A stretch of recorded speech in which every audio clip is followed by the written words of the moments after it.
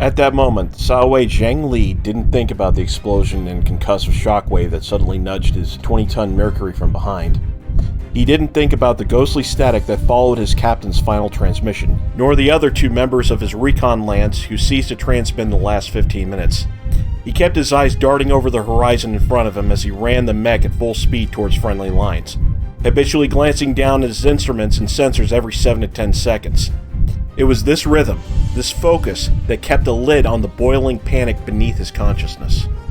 Unable to call for help, as the mech's meager comms were nothing against the titanic clash of competing electronic countermeasures from both sides, his only defense was speed. Capellan lines were 20 kilometers away, but his mech's current clip, he'd be amongst them in less than 10 minutes. He only hoped that what meager intel he was able to grab would make up for his lance-mate's sacrifice. He glanced down to see a single blip emerge from behind amongst the electronic noise that limited his sensors. The mech shuddered as a pair of rockets slammed into the fragile rear armor.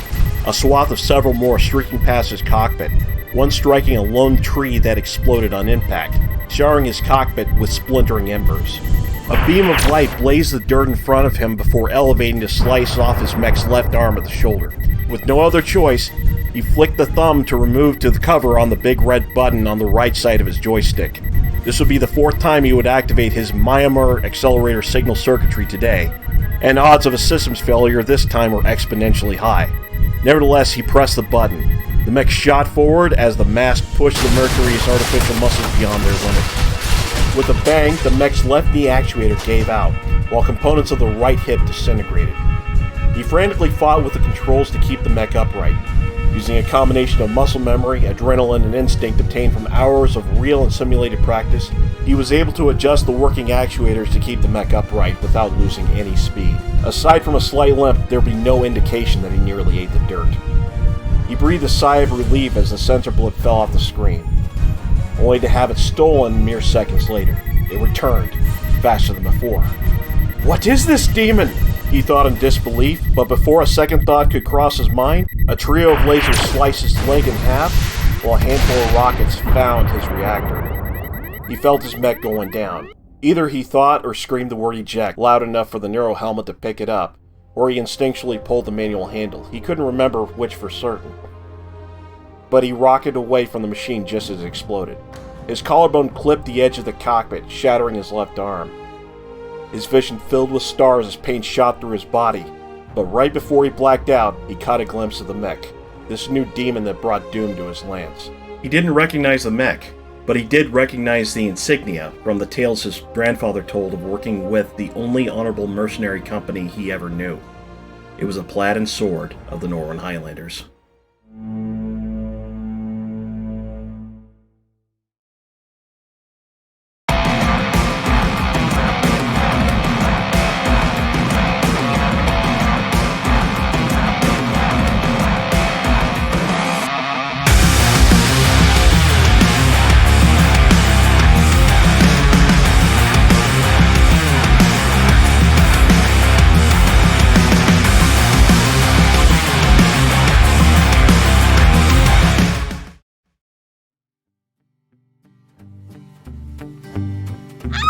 Oh no!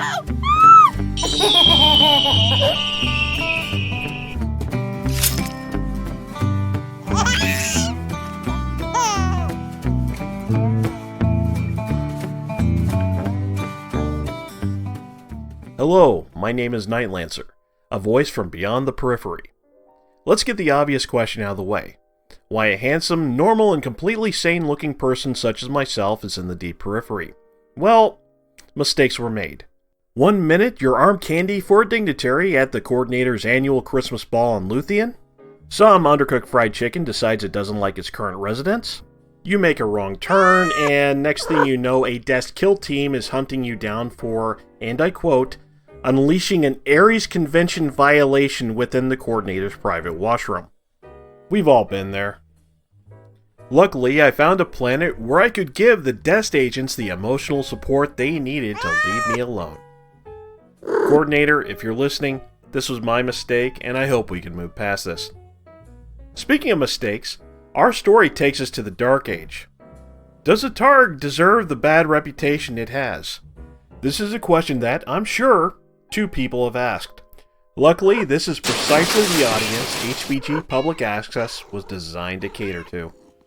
However, there is far more to this mech than meets the eye, for this mech had a far more subtle yet profound role for the planet that built it. Atonement. To put this into perspective, we must have a look at its manufacturer, ComStar Weaponry. Bad kitty!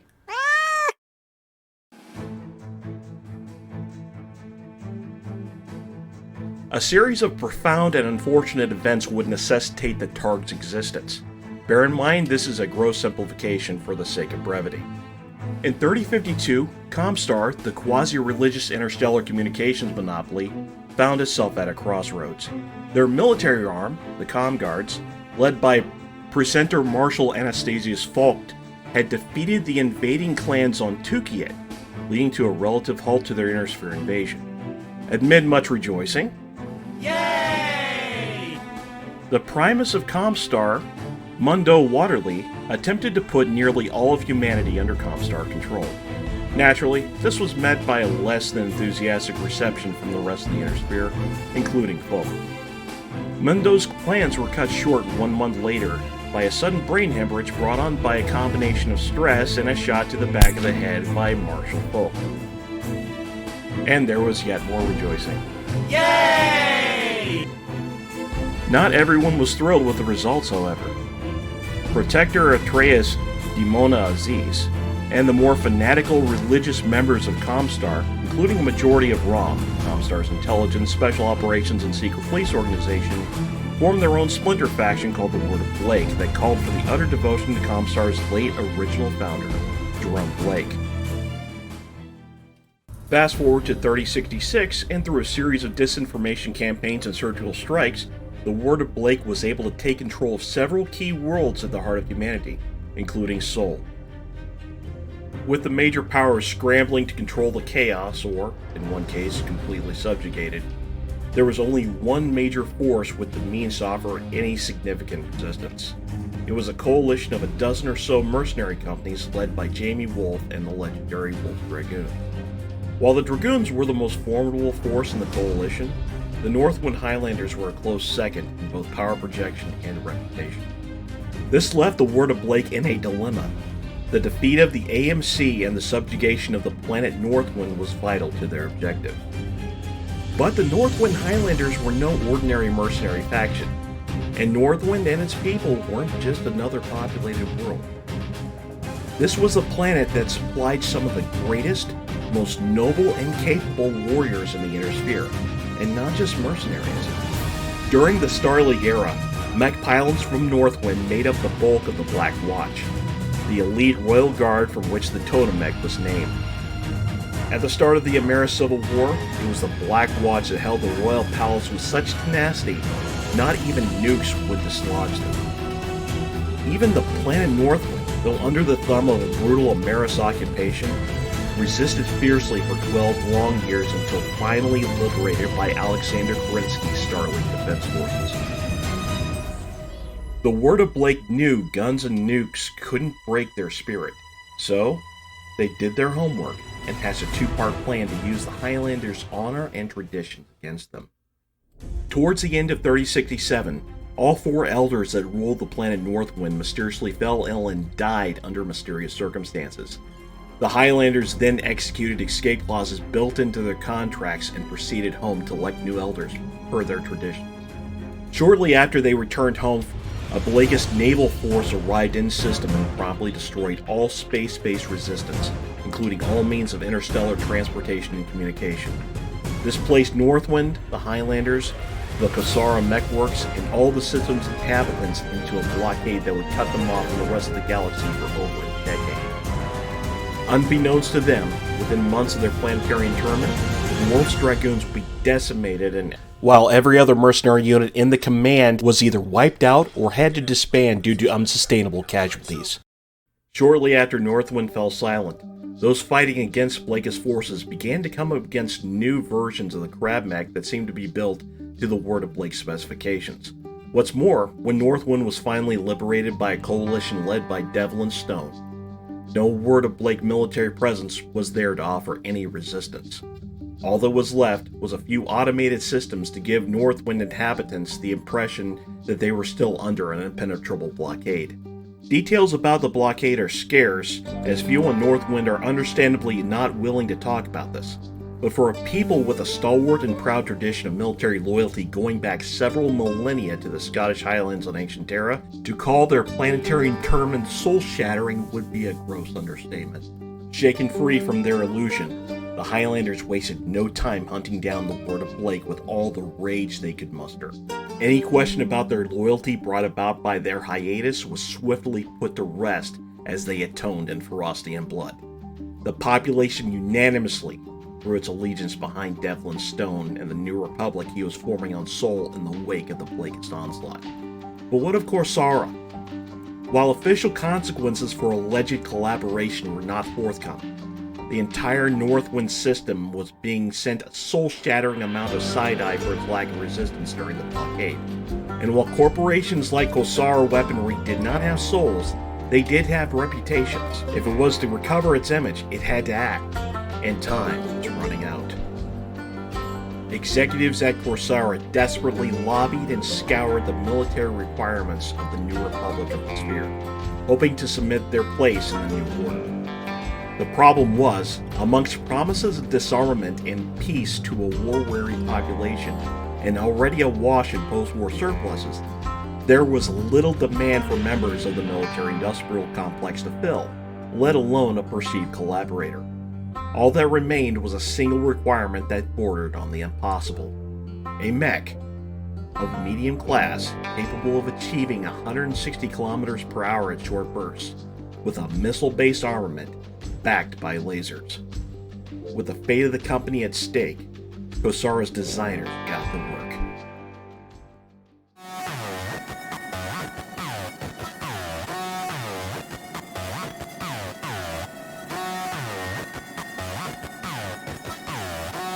To meet the requirement, they took a 40-ton chassis, the smallest and the lightest allowed under the stipulations, and crammed it with the biggest power plant they could find without resorting to an expensive, fragile extralight engine. This meant the destruction of a side torso wouldn't completely incapacitate the mech, allowing it to escape under its own power. The 17-ton pit-band light fusion engine was well known for propelling 80-ton mechs like the Victor, Thug, and Hatamono Chi to a respectable 64 kilometers per hour. With this engine, the Targ was capable of twice that. Add another 2 tons for the Myomer Accelerator System Circuitry, or MASC, and speeds of 172 kilometers per hour were possible for short periods of time. With 19 tons dedicated to the propulsion system alone, compromises had to be made. While a standard structure and gyro were utilized, the pilot had to make do with a smaller cockpit. For protection, Corsara sought out the heavy ferrofibrous armor developed by Defiance Industry. This gave the mech as much protection as 5 tons would allow. Though modest, the center torso was still armored enough to withstand a single hit from a Gauss rifle, 3 medium laser strikes, or 7.5 impacts from white-tailed deer that seemed to plague every highway in the galaxy.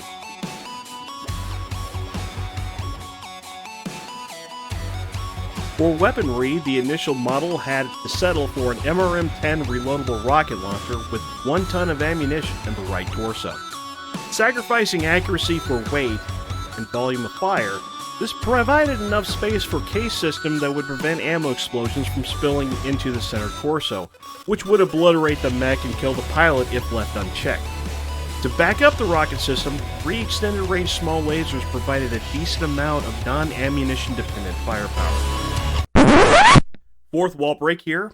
While the datasheet has the missile launchers in the left torso alone, this gave the mech the appearance of a tall individual in a straitjacket hauling a Hydra 70 rocket launcher on his shoulder, so it's balanced purely for aesthetic purposes.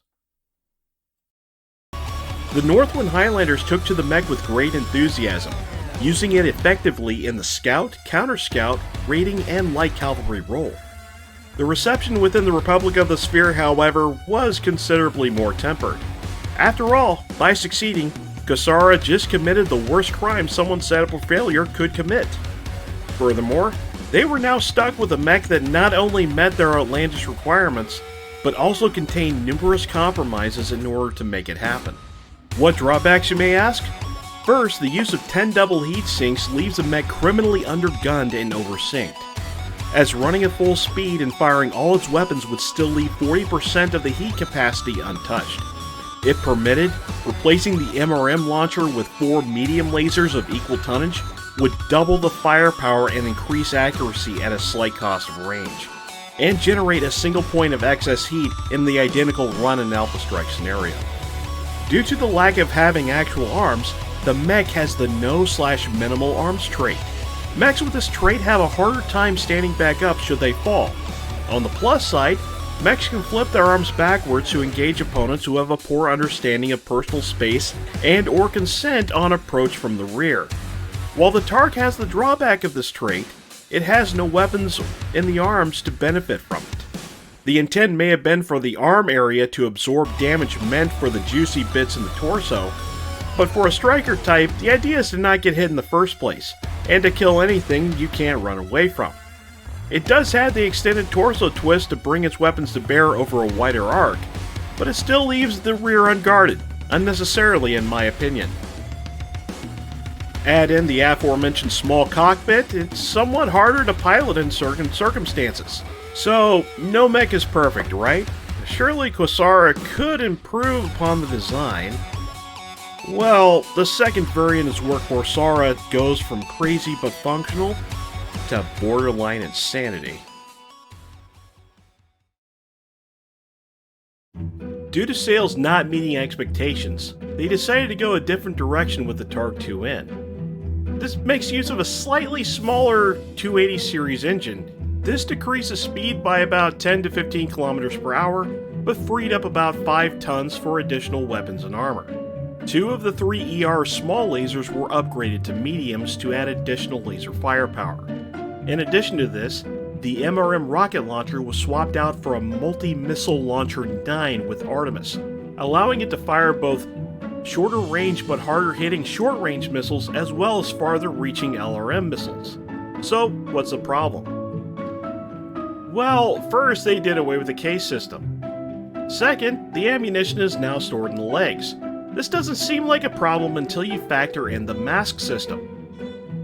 The added temporary speed of a mask system puts additional strain on the leg components of the mech, so much so that its initial use has an 8.3% chance of a catastrophic failure.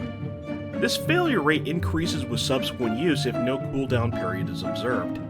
If a failure happens, each leg suffers a critical hit to a component, and there is a 1 in 5 chance that will result in an ammo explosion in each leg. An ammo explosion that, because case was omitted, will completely destroy the mech and kill the pilot.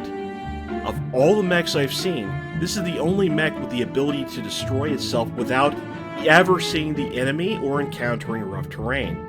ComStar, in their defense, stated that the added armor within the legs mitigates some of the risk, neglecting to mention that none of the additional half-ton of armor that was allocated to the mech was located in the legs.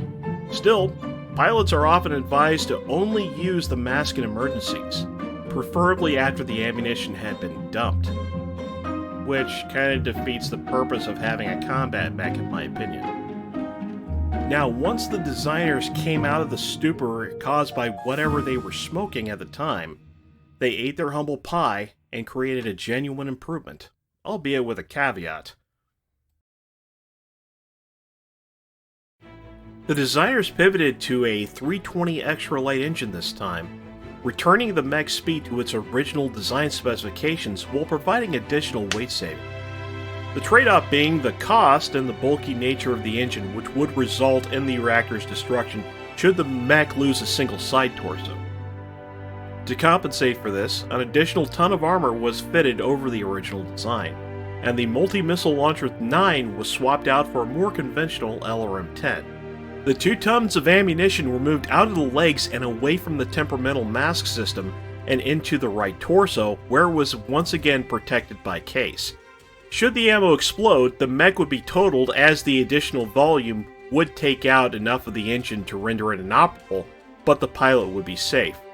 To make up for the minimum range of the LRM-10 missile launcher, All 3 of the lasers were upgraded to ER mediums, and this provided adequate coverage. Having covered all the variants, there's still another aspect of the mech that we need to cover in order to determine whether or not this is a flawed design or a niche design, and that is its battlefield role in and of itself.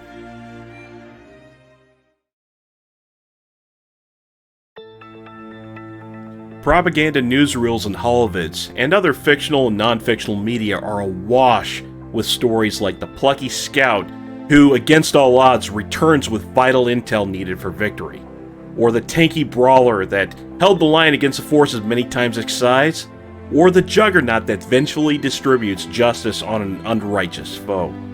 Striker mechs, with their dedicated and vital role of raiding and scout hunting, rarely enter the media, and when they do, it's often unflattering.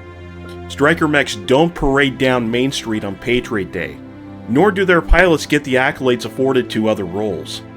They are the antagonist who hunts the plucky scout with a cinema-worthy jawline until he's either a POW or at room temperature. They are the reason aristocratic families collect their dead like everybody else when that safe logistics posting they bribed for their scion to obtain turned out to be anything but. Striker mechs are the harbinger of a sinister truth that war is hell and should not be treated as a means to settle petty disagreements and prejudices. Information and logistics are the lifeblood of war, and strikers are the tourniquet. Furthermore, speed and stealth are the striker's armor. If they stand and fight, they die. If they charge in unsupported, they die. They operate far from friendly lines, and should things not go as planned, the pilots can expect brutal treatment at the hands of their captors, if they're allowed to surrender at all. So if speed and stealth are a striker's armor, and the Targ doesn't have much in the way of stealth except for a Guardian ECM suite on the 3M variant, what does it have in terms of speed? Ladies and gentlemen, I am so glad you asked. Do you remember that massive engine and mass system that took up 48% of the mech's weight? It's fast.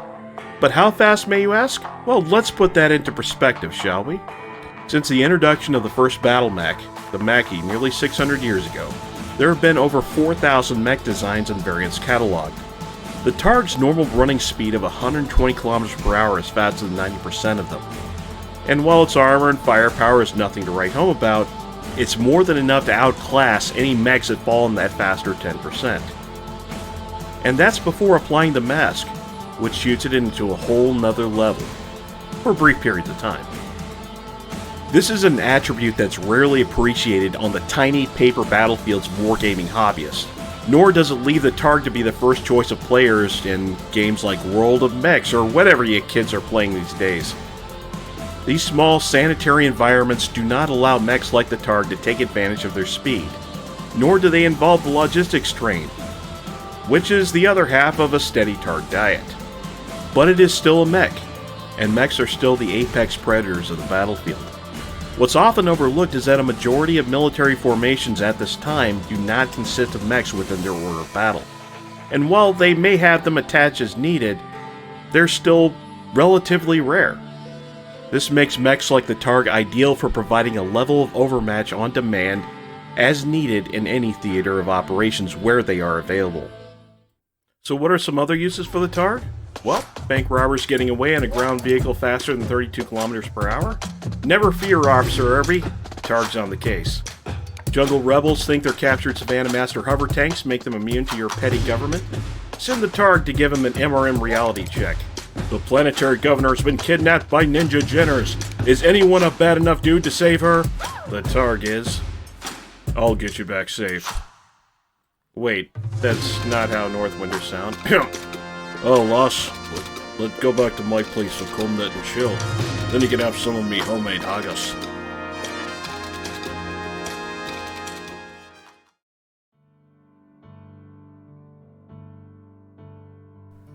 In the end, the Targ couldn't save ComStar weaponry.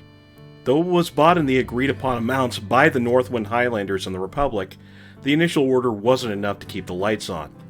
Eventually, ComStar fell victim to the command economy of the Republic of the Sphere and spent the remainder of its days under the flag producing solid, reliable agricultural and industrial mechs. When the Republic needed combat platforms once again, it was forced to rely on overhyped and under-delivering Wunderwaffe like the decent but expensive Lament, or the flawed and anemic 100-ton behemoth known as the Malice.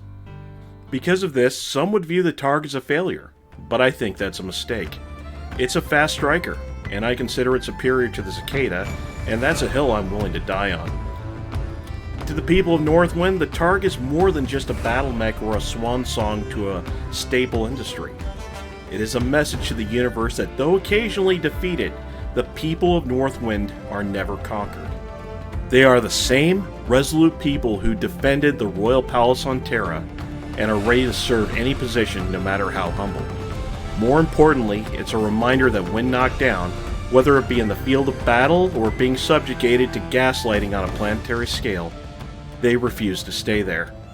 They get back up, lick their wounds, and unleash the same beating upon their enemies sevenfold. Not always the victor, but never the victim. This humble mech soldiers on today, having outlived its enemies and detractors. And while events of 3152 leave much to uncertainty, one thing is for sure. The final chapter of this mech has yet to be written. I want to thank you from the bottom of my heart for watching this ham-handed first attempt at a Battletech lore video, and I promise to improve with every video going forward. Below you will find links to artists who helped me with this project, and I cannot recommend their services enough. I hope that as resources available to me increase, that I can bring more artists on board to provide better content, especially since my current editors are on strike due to a lack of catnip. I also hope to have a small online merch store soon, nothing fancy. However, the main reason why I made this video is to help out a friend.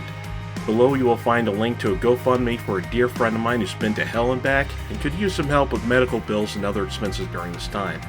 Despite this, she continues to work and care for her family with a positive attitude that can uplift any spirit. Please show her some generosity if you can, or an encouraging word if possible. Just don't be creepy, and remember that a sinking lifeboat saves no one, so see to your own financial needs first. If $5,000 is raised by March 7th, I'll do a non-canonical bonus video on a Targ 2C variant if interested. Lastly, I want to thank the Battletech community as a whole. These last few years have not been easy for anyone, and this game has been a means for me to reconnect with old friends, meet new ones, and get some much needed laughs when things seemed at its darkest. I hope this returns a little to the community that has given me so much. In closing, be kind to yourself and others, always be stronger than you were yesterday, and do not go quickly, dishonorably, or quietly into that good night. My name is Nightlancer, and I have no idea what I'm doing. Till we meet again.